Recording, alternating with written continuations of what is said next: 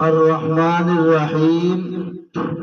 یہ باب رحمہ یرحم سے ماخوذ ہے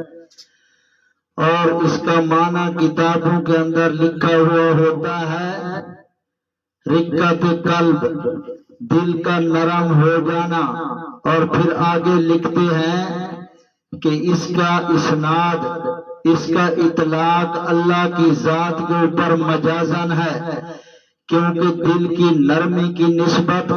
اللہ کی طرف نہیں کی جا سکتی، تو اس سے مراد ہے ایصال خیر۔ حضرت شیخ الہند رحمت اللہ علیہ اس پہ فرمایا کرتے تھے، مجھے تعجب ہے ان اہل علم پر جو کہہ دیتے ہیں کہ رحمت کا اطلاق اللہ کی ذات کے اوپر مجازن ہے، حالانکہ رحمت اللہ کی حقیقی صفت ہے، مخلوق کے اندر یہ مجازن ہے تو وہاں اس کو حقیقت بنا دیا، اور اللہ کی ذات کی وہ حقیقی صفت ہے، یہاں اس کو مجاز بنا دیا۔ تو شیخ الہند رحمت اللہ علیہ فرماتے تھے آپ رحمت کا مفہوم ہی ایسا بیان کریں کہ یہ اللہ کی حقیقی صفت بنے،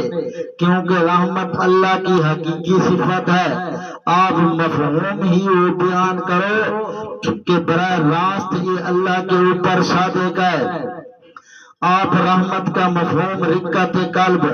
دل کا نرم ہونا بیان نہ کرو، حضرت فرماتے تھے آپ رحمت کا مفہوم بیان کریں ایصال خیر، لوگوں کو نفع پہنچانا، یہ اللہ کی پھر رحمت حقیقی صفت بن جائے گی۔ اور پھر الرحمن الرحیم، یہ دو لفظ ہیں، ان کا کتابوں کے اندر بڑی بحث ہے، آپس میں کیا فرق ہے، یہاں آپ موٹی سی بات یاد رکھ لیں،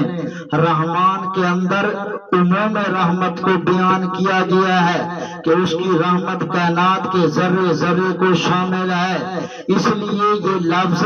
اللہ کے ساتھ خاص ہے، رب کی صفات مختصہ میں سے ہے، مخلوق کے اوپر یہ لفظ نہیں بولا جا سکتا۔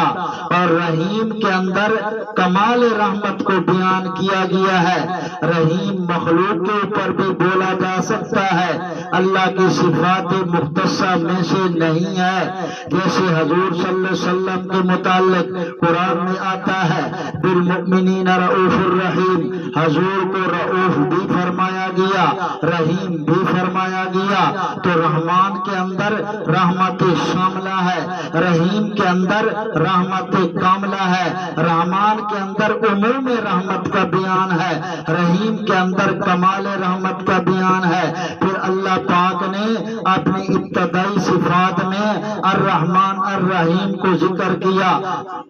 رحمت والی صفات کو ذکر کیا ہے، حالانکہ اللہ کی ساری صفات کامل ہیں، اس کا جبار ہونا بھی کامل طریقے پر ہے، قہار ہونا بھی کامل طریقے پر ہے، شدید العقاب ہونا بھی کامل طریقے پر ہے، لیکن اللہ نے اپنے ابتدائی تعارف میں ان صفات کا ذکر نہیں کیا، تو اس سے معلوم یہ ہوتا ہے کہ اللہ کا معاملہ مخلوق کے ساتھ زیادہ تر رحمت کا پہلو رکھتا ہے، اور حدیث میں اس کی وضاحت ہے، اللہ نے مخلوق کو پیدا کرنے سے پہلے ایک تحریر لکھی ہے، اور اصول موضوع بنیادی درجے کے طور پر اسے لکھ کر عرش کے اوپر رکھ لیا ہے، وہ تحریر تھی سبقت رحمتی علی غضبی، میری رحمت غضب کے اوپر ثابت رہے گی، میری رحمت غضب کے اوپر غالب رہے گی۔ اللہ کا زیادہ تر معاملہ مخلوق کے ساتھ رحمت کا ہے، اس لیے رحمان کے اندر